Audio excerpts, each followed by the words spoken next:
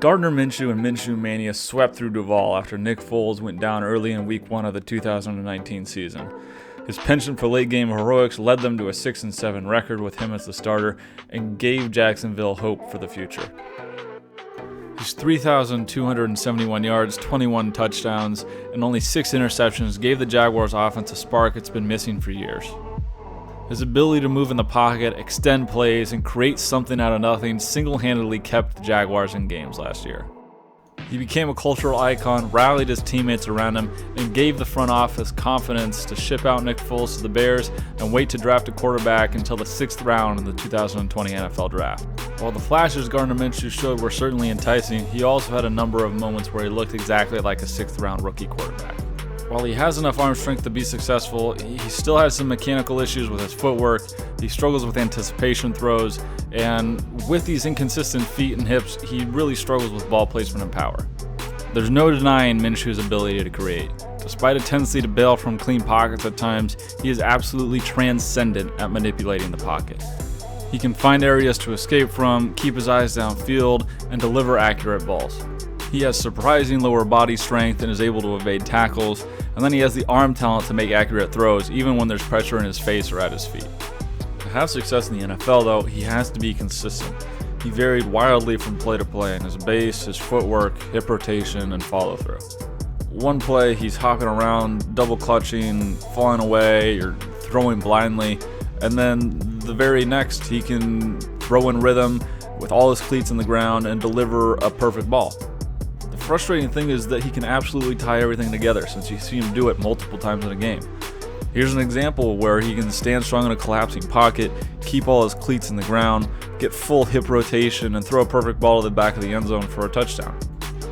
Now he's making a super quick decision right at the top of his drop. It's a little heel clicky, but he throws an absolute dime, and he brings his leg all the way through, has good follow through, points his toe, and puts it right on the receiver.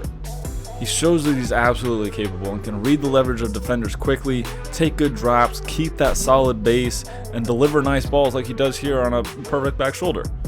But then you have plays like this one where he takes this weird double hitch step at the top of his drop and throws the ball wide into the dirt. There's that little extra step there that it's wasted movement, it delays his release, he's falling backwards, and these kind of little issues keep piling up. Here's another example of that double jab with his foot. It's a much more catchable ball this time, but he still leaves his leg on the follow through, which forces that ball to lack power and end up on the back hip of the receiver. It just makes things more difficult than they need to be.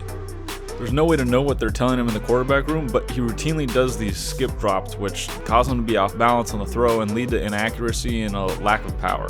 What should be an easy and routine throw for him directly in front, only 10 yards away, is now a ball that's almost getting intercepted. He lacks power, and you can see how much he's falling away from the throw and how that prevents him from getting enough power and spin on it. He leaves his back foot as he throws, doesn't bring it all the way through. He's falling away to his left, and he just can't generate enough power because of it. Here you can see him double clutching the ball. He knows he's throwing it, and yet there's still hesitation. And this gives the defense time to react on the throw and really throws off his mechanics because he ends up leaving his leg on the follow through. Without bringing that leg, which allows for full hip rotation, he loses accuracy and power on the ball, and the ball ends up being way higher than it needs to be. And if you put this ball on the receiver right in stride, it has a chance to be a touchdown. Instead, you're just opening your guy up to a big hit. On his hitch step, he also has a tendency to heel click. Heel click is just when your feet come together as you're climbing the pocket. Ideally, you want to keep your feet spread and keep that solid base. And when they come together, you get this vertical bounce as a quarterback, and this vertical movement up and down adds just one more variable for your arm to compensate for. It's not the end of the world, but it definitely makes you less consistent from throw to throw. On this throw, though, he does a really good job of bringing his leg all the way through, which allows for full hip rotation and gives him enough power to fit the ball into that window between the flat defender and the corner. So again, it's this consistency that's the issue. As I mentioned briefly before, he's almost always incredibly toesy, and this does the same thing that heel clicks do. It creates this vertical bounce in your platform and prevents you from digging your cleats into the ground and generating power with your hips and subsequently your arm. When he hops on his toes like this, he's going to struggle with proper hip rotation. He has to compensate for any of that vertical movement he's experiencing, and that's exactly what you see here. You can see how his heels are off the ground. He's struggling to get an accurate ball out, and it's because his mechanics aren't sound. Here's sort of a combination of all those issues cropping up. Minshew's super toesy, bouncing on his toes, his heels are off the ground, he doesn't bring his leg all the way through, he has that extra foot jab at the top, and he ends up airmailing a walk-in touchdown. Is it all doom and gloom though? No. For the most part, he makes super decisive reads, he's able to deliver a good ball. His receivers in that scheme definitely didn't help him. There are multiple issues of bad communication and play calling, without built-in man beaters or audibles, hot routes for him to take advantage of, and that's a big ask for a rookie quarterback to take on. The raw talent and ability to move and create inside and outside of the pocket is maybe the best in the league though, aside from Patrick Mahomes. He keeps his eyes downfield, and it feels like he's at home when everything's going wrong.